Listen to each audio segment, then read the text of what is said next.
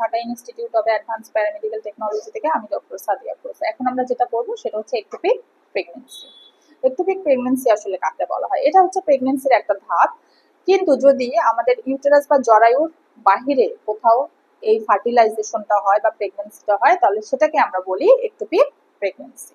তাহলে medical science অনুযায়ী কি বলা হয়? বলছে an ectopic pregnancy is a pregnancy that occurs outside of the Om or uterus.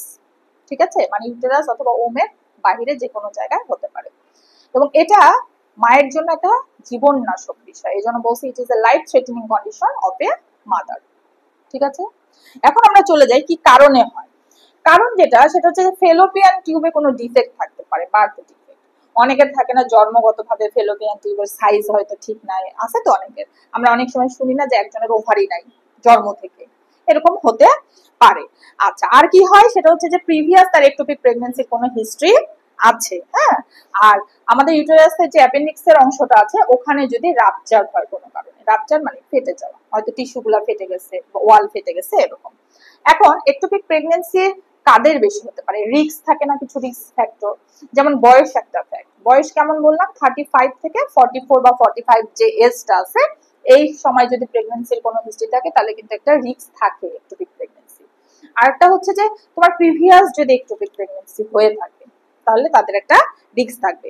আর একটা হচ্ছে যে তোমার অ্যাবডোমিনাল কোনো সার্জারি পূর্বে হয়েছে, প্রিভিয়াসলি তোমার একটোপিক কোনো সার্জারি হয়েছে। পিআইডি যদি থাকে, পিআইডি মানে কি? Pelvic inflammatory disease. আমাদের পেলভিক রিজিয়নে যদি কোনো ইনফেকশনের ফলে ইনফ্লামেটরি ডিজিজ হয়ে থাকে তাহলে হতে পারে। আমাদের দেশে যেটা হয় স্মোকিং, এখন তো অ্যাভেলেবেল, ফিমেল বলো মেল বলো অ্যাভেলেবেল স্মোকিংটা। তো এই স্মোকিং যারা রেগুলার করে তাদের কিন্তু হওয়ার চান্স আছে। ঠিক আছে, এখন আমরা চলে যাব যে একটোপিক প্রেগন্যান্সি আসলে কোন জায়গায় হয়। আমরা তো বললাম যে ইউটেরাসের বাইরে যে কোনো জায়গায়।